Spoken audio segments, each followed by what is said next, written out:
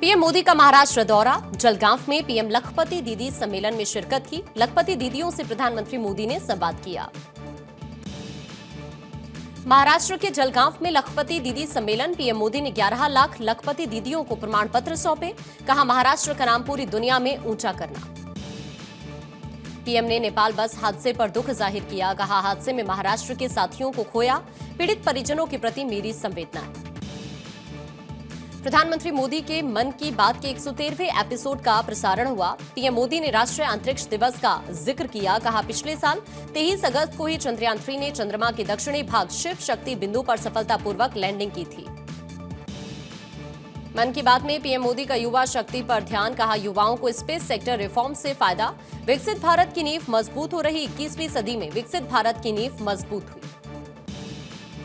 हर घर तिरंगा अभियान पर बोले पीएम मोदी। कहा, कोने कोने से आई अद्भुत तस्वीरें, मन खुशी से झूम उठा। लोगों ने घर, स्कूल, कॉलेजेस, दुकानों में तिरंगा लहराया। जम्मू कश्मीर में 750 मीटर लंबे झंडे के साथ तिरंगा रैली निकाली गई। इस अभियान ने पूरे देश को एक सूत्र में बांधा।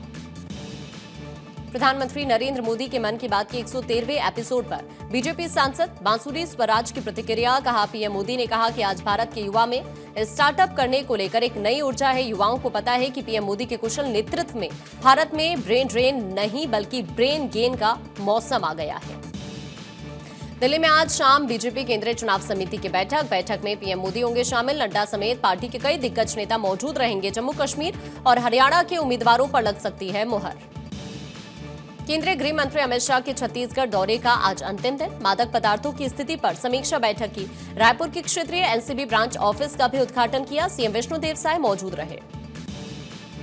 अमित शाह ने नारकोटिक्स परिदृश्य पर समीक्षा बैठक में कहा, नशा मुक्त भारत हमारा संकल्प। हम सबकी जिम्मेदारी है कि जीरो टॉलरेंस की नीति के साथ हम देश को नारकोटिक्स मुक्त, नशा मुक्त बनाएं और प्रधानमंत्री के संकल्प को पूरा करें। केंद्र सरकार ने सरकारी कर्मचारियों के लिए यूनिफाइड पेंशन स्कीम यानी यूपीएस को मंजूरी दी।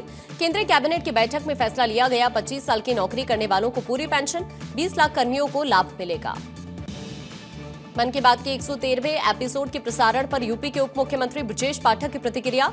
कहा, मन की बात कार्यक्रम से हमें जुड़कर देश में हो रहे नए नए कार्यों की जानकारी भी मिलती है। मैं प्रधानमंत्री का हृदय से बहुत आभार प्रकट करता हूं। कर्मचारी संगठनों के साथ पीएम मोदी ने मुलाकात की। पीएम आवास पर कई स्टाफ यूनियन के प्रतिनिधियों के साथ मीटिंग हुई। पेंशन समेत कई मुद्दों पर यूनियन के साथ पीएम ने चर्चा की। नक्सलवाद को लेकर 7 राज्यों के साथ की गई समीक्षा बैठक में अमित शाह का ऐलान। एनआईए की तर्ज पर एसआईए का गठन करने की घोषणा। 2026 तक देश को नक्सल मुक्त करने का लक्ष्य रखा। बिहार के उप मुख्यमंत्री सम्राट चौधरी का लालू यादव पर निशाना। कहा, लालू यादव ने पूरे बिहार को बर्बाद किया था। नीतीश कुमार और बीजेपी ने बिहार को संवारने का काम किया। आरजेडी में लोग लुटेरे और भ्रष्टाचारी हैं। केंद्र सरकार के यूपीएस के फैसले को लेकर केंद्रीय मंत्री जीतन राम मांझी की प्रतिक्रिया। कहा, इससे हमारे 25 लाख कर्मचारियों को फायदा मिलेगा। ये पीएम मोदी का एक ऐतिहासिक कदम। परिश्रम को उन्होंने उचित दाम देने का काम किया। यूपी में उपचुनाव को लेकर सपा ने कमर कसी। उपचुनाव को लेकर सपा कार्यालय में बैठक। मिल्कीपुर कटेहरी के पदाधिकारी मीटिंग में मौजूद रहे। उपचुनाव को लेकर बनाई गई रणनीति। देहरादून में बीजेपी सदस्यता अभियान के तहत कार्यशाला का आयोजन। मुख्यमंत्री पुष्कर सिंह धामी ने कार्यक्रम का शुभारंभ किया। दिल्ली के पूर्व उप मुख्यमंत्री और आप नेता मनीष सिसोदिया का पंजाब दौरा। अमृतसर में स्वर्ण मंदिर में प्रार्थना की। पंजाब के मुख्यमंत्री भगवंत मान भी साथ में मौजूद रहे। यूपी में 69,000 शिक्षक भर्ती का मामला पहुंचा सुप्रीम कोर्ट। कोर्ट में अचयनित जनरल अभ्यर्थियों ने दाखिल की 2 याचिकाएं। इलाहाबाद हाईकोर्ट के फैसले को चुनौती दी। टीएमसी नेता डेरेक ओब्रायन ने वित्त मंत्री निर्मला सीतारमण को चिट्ठी लिखी। स्वास्थ्य जीवन बीमा पर जीएसटी वापस लेने की मांग की।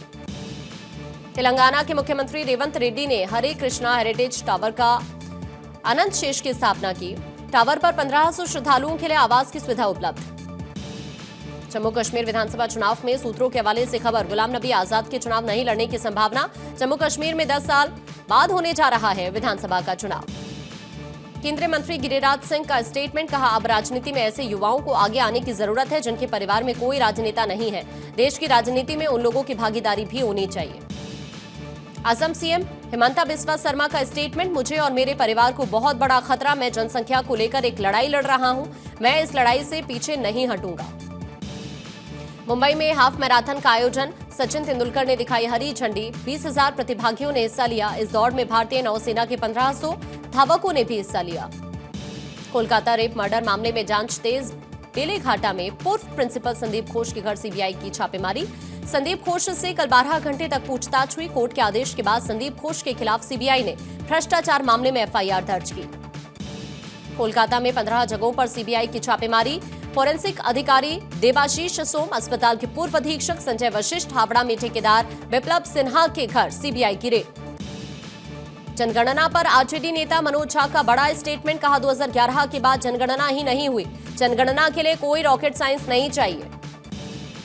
जम्मू कश्मीर विधानसभा चुनाव में उमर अब्दुल्ला का चुनाव लड़ने को लेकर बड़ा ऐलान। गांदरबल सीट से चुनाव लड़ेंगे उमर अब्दुल्ला। श्री कृष्ण जन्माष्टमी पर मथुरा में अलर्ट मोड पर सुरक्षा बल। सीएम योगी के निर्देश पर मथुरा में एटीएस की तैनाती।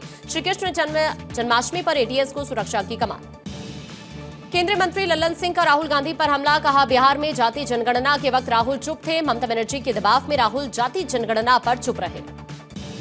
जम्मू कश्मीर के सोपोर में सुरक्षा बलों को बड़ी कामयाबी। सुरक्षा बलों ने मुठभेड़ में एक आतंकी को ढेर किया। सर्च ऑपरेशन जारी।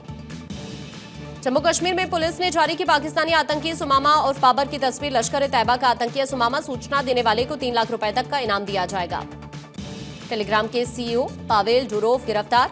निजी विमान से यात्रा कर रहे थे पावेल। टेलीग्राम ऐप से जुड़े मामले में अरेस्ट किया गया है।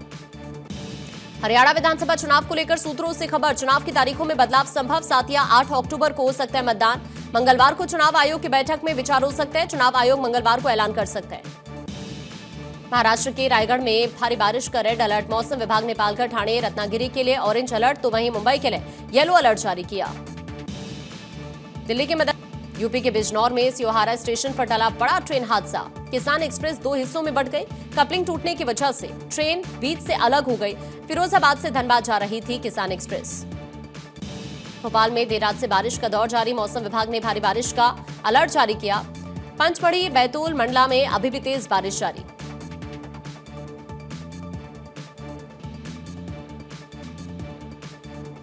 झारखंड के 14 जिलों में बारिश का येलो अलर्ट। पलामू, गढ़वा, चतरा, लातेहार में बारिश का अलर्ट। दुमका और गिरिडीह में बरसात की संभावना। तमिलनाडु के डिंडीगुल में 2 दिवसीय वैश्विक मुथामिज मुरुगन सम्मेलन का आगाज।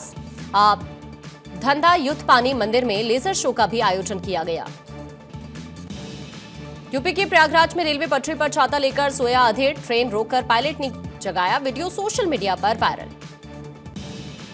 हरियाणा के 11 जिलों में बारिश का अलर्ट जारी। पानीपत, झज्जर, रेवाड़ी, सोनीपत में बारिश के आसार। भिवानी, नूंह में बारिश का अलर्ट। उत्तर प्रदेश के मुरादाबाद में भारी बारिश का कहर। रामगंगा नदी का जलस्तर बढ़ने से सड़कों पर बढ़ा पानी का बहाव।